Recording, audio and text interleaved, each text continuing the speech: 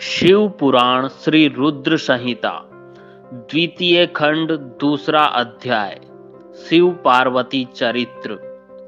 सूत जी बोले, हे ऋषियों, ब्रह्मा जी के ये वचन सुनकर नारद जी पुनः पूछने लगे, हे ब्रह्मा जी, मैं सती और शंकर जी के परम पवित्र व दिव्य चरित्र को पुनः सुनना चाहता हूँ कि सती की उत्पत्ति कैसे हुई और महादेव जी का मन विवाह करने के लिए कैसे तैयार हुआ। दक्ष से नाराज होकर देवी सती ने अपनी देह को कैसे त्याग दिया और फिर कैसे हिमाचल की पुत्री पार्वती के रूप में जन्म लिया। उनके तप, विवाह, कामनाश आदि की सभी कथाएं मुझे सविस्तार सुनाने की कृपा करें। ब्रह्मा जी बोले, हे नारद, पहले भगवान शिव निर्गुण, निर्विकल्प, निर्विकारी और दिव्य थे, परंतु देवी उमा से विवाह करने के बाद वे सगुण और शक्तिमान हो गए। उनके बाएं अंग से ब्रह्मा जी उत्पन्न हुए और दाएं अंग से विष्णु उत्पन्न हुए। तभी से भगवान सदाशिव के तीन रूप ब्रह्मा, विष्णु और रुद्र सृष्टिकर्ता, पालनकर्ता और संहारकर्ता के रूप में विख्यात है। उनकी आराधना करते हुए मैं सुरासुर सहित मनुष्य आदि जीवों की रचना करने लगा। मैंने सभी जातियों का निर्माण किया। मैंने ही मरीच, अत्रि, पुलह, पुलस्त्य, अंगिरा, क्रतु, वशिष्ठ, नारद, दक्ष और भृगु की उत्पत्ति की और ये मेरे मानस पुत्र कहलाए। तत्पश्चात मेरे मन में माया का मोह उत्पन्न होने लगा।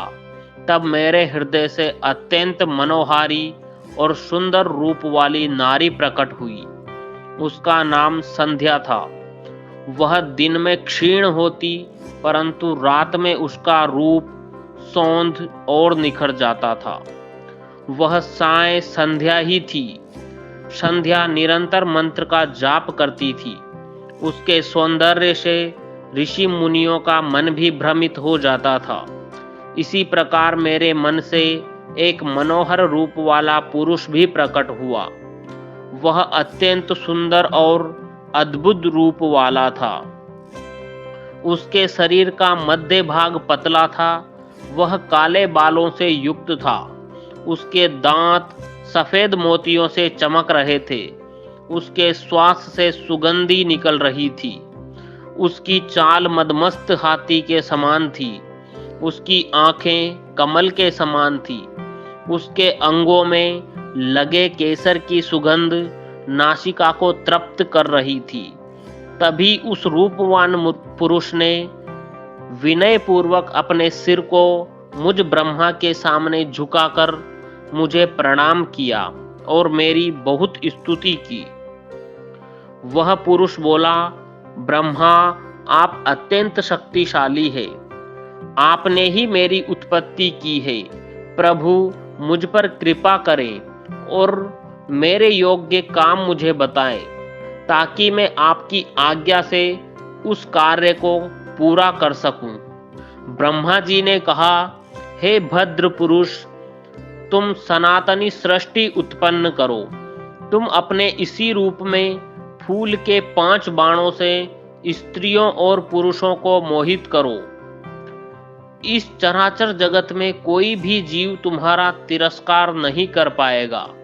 तुम छिपकर प्राणियों के हृदय में प्रवेश करके सुख का हेतु बनकर सृष्टि का सनातन कार्य आगे बढ़ाओगे। तुम्हारे पुष्पमय बाण समस्त प्राणियों को भेद कर उन्हें मदमस्त करेंगे। आज से तुम पुष्प बाण नाम से जाने जाओगे। इसी प्रकार तुम सृष्टि के प्रवर्तक के रूप में जाने जाओगे। यह अध्याय यहीं समाप्त होता है। अगला अध्याय देखने के लिए चैनल पर बने रहें। अभी तक चैनल को सब्सक्राइब नहीं किया है तो चैनल सब्सक्राइब जरूर कर लें, ताकि आने वाली वीडियो का नोटिफिकेशन आपको मिल सके। धन्यवाद। ओम नमः शिवाय।